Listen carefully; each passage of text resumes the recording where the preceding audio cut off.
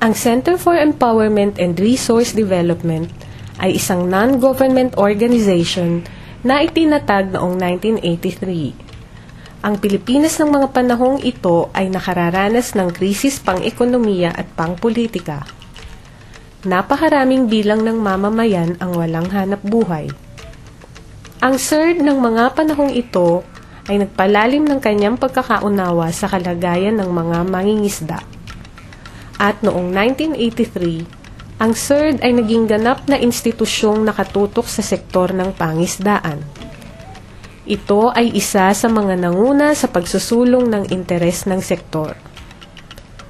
Matatagpuan sa lalawigan ng Surigao del Sur sa hilagang silangang bahagi ng Mindanao, ang ikalawang pinakamalaking isla sa Pilipinas. Ang bayan ng Hinatuan ay tahanan ng mahigit 40,000 mamamayan sa 24 na barangay.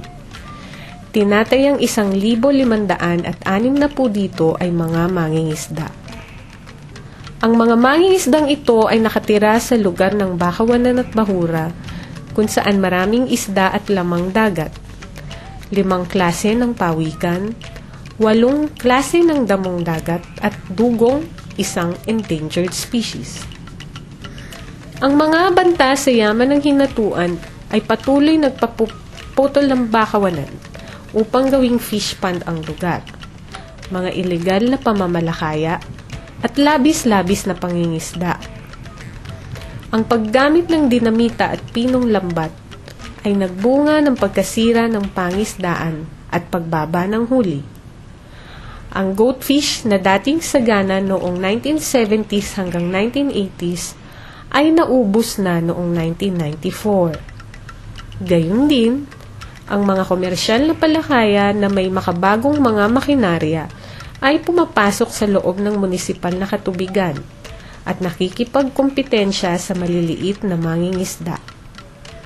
Ang pagmimina ng limestone ay nagbunga ng siltasyon at pagkasira ng mga damong dagat. Nagkaroon din ng polusyon mula sa mga basura ng mamamayan.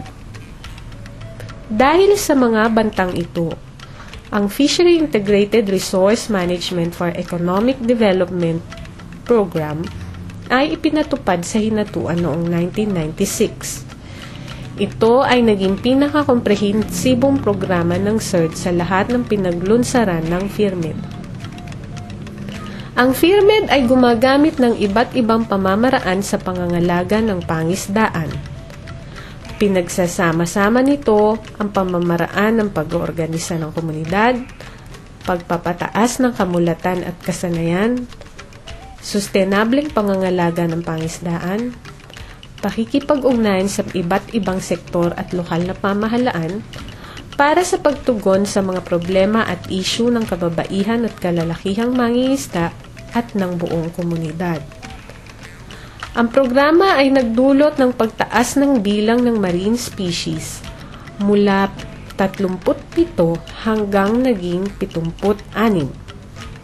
Napababa nito ang mga kaso ng ilegal na palakaya at pagmimina ng bahura. 8 marine protected areas ang naitatag sa 8 barangay. 136 na ektarya ng bakawanan ang nataniman ng mga komunidad. Dagdag pa dito, ang mga endangered species tulad ng giant clams, dugong at pawikan ay pinangangalagaan din. Ang Gender and Development Program ay nagpapaunlad ng mga gender-responsive na proyekto sa mga baybaying komunidad. Tumutulong ito sa tahanan, sa organisasyon ng mga mangingisda, at sa buong komunidad sa pamamagitan ng mga pananaliksik, pag-aaral at pagsasanay, paglikha ng mga mekanismo para sa pantay na partisipasyon ng kababaihan at kalalakihan sa gawaing pagpapaunlad at sa proseso ng pagdedesisyon. Nakikipag-ugnayan din ng CERD sa iba pang mga NGO na tumutulong sa sektor ng pangisdaan. Ang pakikipag-ugnayang ito ay nagpakita na ang mga suliranin ng mangingisda ay magkakapareho sa buong bansa at ang ugat nito ay mga batas na pumapabor sa malalaking palakaya at mga may kapangyarihan. Dagdag pa dito, ang CERD at iba pang mga kasamang NGO ay naglunsad ng mga konsultasyon sa probinsya, sa rehiyon, at sa nasyonal na antas upang ipaalam sa publiko ang kalagayan ng mga maliliit na mangingisda. Isang network ng mga NGO at organisasyon ng mga mangingisda ang naglunsad ng National Fisherfolk Agenda upang mapalitan ang umiiral na Fisheries Decree of 1975.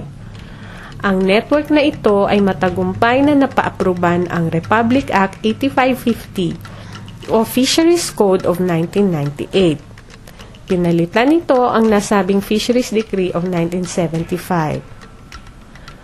Kung paano makabuo ng epektibong paraan upang mapalakas ang kakayahan ng komunidad sa seguridad sa pagkain, tirahan at kalusugan, at paano pataasin ang kanilang kakayahan na magkaroon ng kabuhayang disaster resilient ang mga bagong hamon na kinakaharap ngayon ng CERD.